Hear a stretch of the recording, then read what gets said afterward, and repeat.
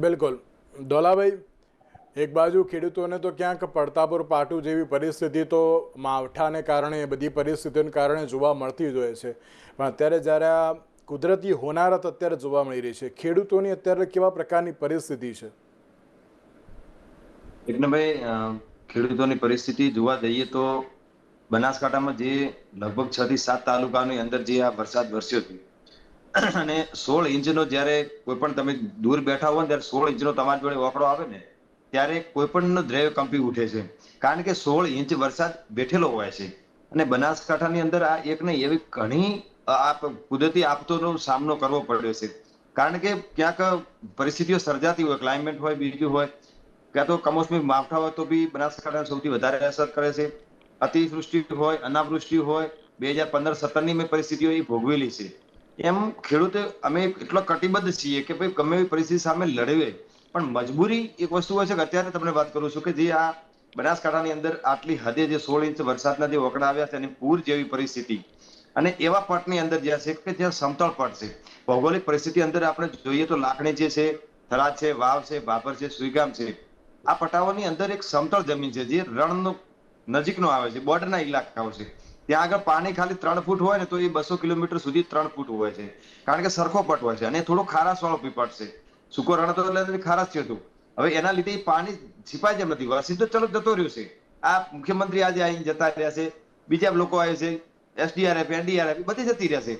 કીટના ઘણા એનજીઓ છે, ઘણા લોકોએ સારી મદદ બી કરી છે, ધન્યવાદ આપું છું એ બધાને. પરંતુ આ બધું પત્યા પછી જે પાછળની પરિસ્થિતિ ખેડૂતને વેઠવાનો વારો આવશે, એમાં એક પરિસ્થિતિ એ છે કે જે અત્યારે બાજરીનો પાક જે ચોમાસું સિઝન એ આરા ઉપર આવી છે, કારણ કે નવરાત્રીના સમયની અંદર એ ચોમાસું પાકનું એ કાપણી થતી હોય છે અને એ કાપણીના સમયે અત્યારે આવી પરિસ્થિતિ આવી, એમાં બાજરીનો સૌથી મોંઘો પાક છે એ પાક સંપૂર્ણપણે નષ્ટ પામી ગયો, કારણ કે 3 થી 4 દિવસ ખેતરમાં પાણી રહે તો એ પાક ઓટોમેટિક ભાગીને અંદર પડી જાય.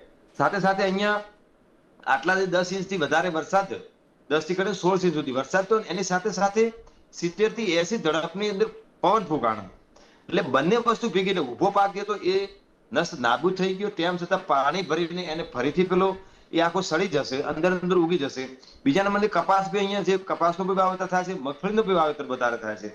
તો આવી જે મોઘા જે પાકો, મગફળીનો અત્યારે એક કટો વાવવો હોય તો મિનિમમ 5,000 રૂપિયા ખર્ચો થાય છે.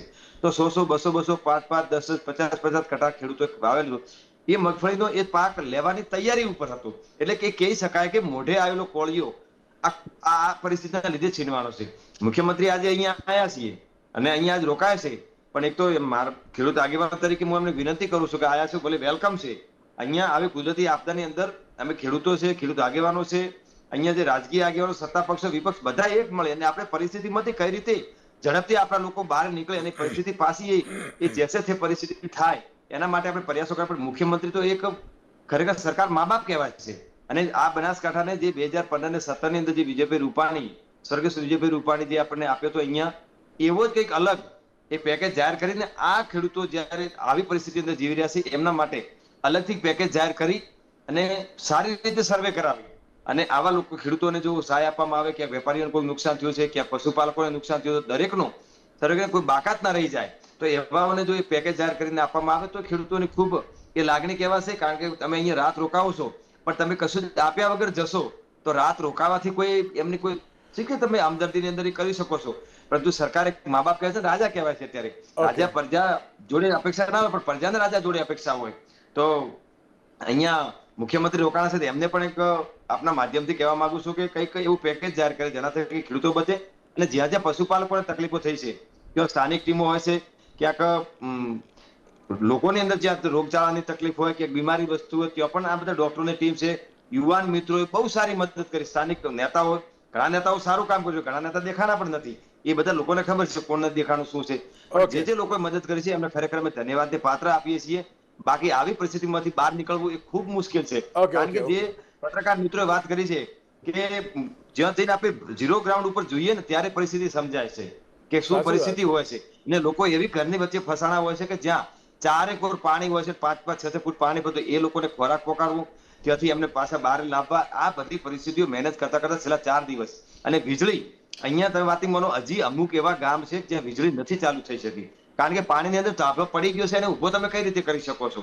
તેમ છતાં ક્યાંક મોબાઈલ ચાર્જિંગનું બીજું બીજું બેટરીથી બધું કરી અને જેમ તેમ કરતા 4 થી 5 દિવસે થોડું ઘણું અહીંયા થાળે પડતું જઈ રહ્યું છે. જી યજ્ઞભાઈ. બિલકુલ બિલકુલ સાચી વાત છે. અત્યારે દોલાભાઈ આપને કંઈ કહેવું છે આની ઉપર? ચાલુ વાતમાં છે હરેશભાઈ વાત કરી, બીજા મિત્રે વાત કરી કે ખરેખર આ ટીકા ટિપ્પણી મને જે પડે છે ને એ સારું બાબત નથી. જે કોણ હાજર છે કોણ નથી એ પડદાને જરૂર નથી. સૂર્ય ઉગે ને ત્યારે એને કોઈ એ કહેવું ના પડે કે ભાઈ સૂર્ય ઉગ્યો છે, એ તો જાતે દેખાઈ આવે. અને જે બી નેતાઓ, હું તો કહું છું કે આવા ચાન્સની અંદર તમે રાજનીતિ ના જુઓ, તમે તમારી પબ્લિસિટી ના જુઓ, તમે બસ કામ કર્યા કરો ને. એટલે લોકોને બધું ખબર છે. આ લોકો તમે તમે એમ આપણે કોઈ મૂર્ખ સમજે, મૂર્ખ નથી. એ લોકો બધા ખબર છે કોણ છે, ક્યાં છે, કેવું કામ કરે, શું કામ કર્યું છે, દેખાડો કેવો છે, કામ કેટલું છે. માત્ર કોઈ ફોટા પડાવવાની લાલચમાં અહીંયા આવતા હોય તો એ સારી બાબત નથી. કારણ કે કુદરતી કોપ છે આ લોકોને કઈ રીતે મદદ. અહીંયા બધા એનજીઓ છે, કોઈ ખબર પણ નથી, નામ પણ નથી. અરે એવા મને 2-3 લોકો મળ્યા છે કે જે પોતાના 5-5 લાખ રૂપિયા અહીંયા વાપરીને જતા રહ્યા છે, કોઈ ખબર નથી પડવા દીધી. તો આવી આપણી જયારે માનવતાથી અહીંયા કામ કરવાનું હોય ત્યારે એમાં કોઈ ટીકા ટિપ્પણી ના કરાય. કોણ આવ્યું છે, કોણ નથી આવ્યું, કોણ સત્તા ઉપર છે. અને જે લોકો કામ કરે છે, બોલો ધારાસભ્ય હોય, સાંસદ સભ્ય હોય, એ કામ કરે છે તો કોઈ કામમાં એમ કોઈ એ દયા ભાવના નથી. એ 1.5 લાખ રૂપિયા પગાર ખાય છે ને, તો એમની એમની ફરજ બને છે. તમારી કમસે કમ ફરજ અદા કરો ને. તમે ફરજ અદા કરતા કરતા તમારી માનવ સેવા લોકો ગણશે કે ના સારા આપણા પ્રતિનિધિ છે. પરંતુ આવી પરિસ્થિતિની અંદર જે ટીકા ટિપ્પણીને છોડી અને બધા, મેં પહેલા બી વાત કરી કે ભાઈ અહીંયા આગેવાનો હોય, સ્થાનિક લોકો હોય, અહીંયા ધારાસભ્યો, સાંસદ, વિપક્ષ, પક્ષ જે બી હોય, બધા ભેગા મળીને એક વ્યક્તિને કઈ રીતે મદદ પહોંચે એ દિશામાં કામ કરું, જેમાં માનવતા હોય છે. નહીં કે મારી પબ્લિસિટી કઈ રીતે થાય છે, પેલો વધારે જતો રહેશે, એ બધું છોડી દેવાનું હોય. તો જ આપણું આ ગુજરાત અને આ પરિસ્થિતિ થાળે પાડવા માટે માનવતાની જરૂર છે અને બીજું સરકારની સહાયની જરૂર છે.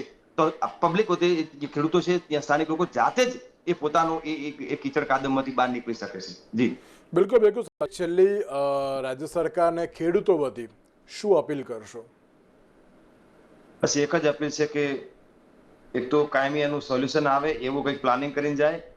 સાથે સાથે ખેડૂતોને બહુ સમયથી જો કુદરતી આફતોનો સામનો કરી રહ્યા હોય, એક બાજુ ક્યાંક ટેકાના ભાવ પણ જે બરાબર નથી, ક્યાંક અનાજના ભાવ પણ જે હોય છે એ પાકના ભાવ પૂરતા નથી મળતા, તો ખેડૂતને જ્યારે પડતા ઉપર પાટવું, એક બાજુ અહીંયા જે કુદરતી હોનારો હોય છે, એક બાજુ જે ભાવ સામે લડવાનું હોય છે, એક બાજુ જે મોંઘવારી સામે લડવાનું હોય છે, તો તમામ પરિસ્થિતિઓની અંદર જ્યારે ઝઝૂમીને એ જીવિત રહેતો હોય, તો આ વખતે જે આવી પરિસ્થિતિની અંદર જોઈ ને કદાચ સરકારને જો કઈ નીતિમત્તાથી અને એમનું કઈ અંદર આત્મા જાગે ને કંઈક એવું અલગ પેકેજ એ જાહેર કરીને આ ખેડૂતોને જે મુશ્કેલીમાં છે એમને જો એક સહારો બનવાની કોશિશ કરે, તો આગામી શિયાળુ સિઝનની સારી રીતે તૈયારી કરી અને એમાં ખેડ ખાતર લાવીને એ વાવી પોતાનો પરિવાર ગુજરાન ચલાવી શકે.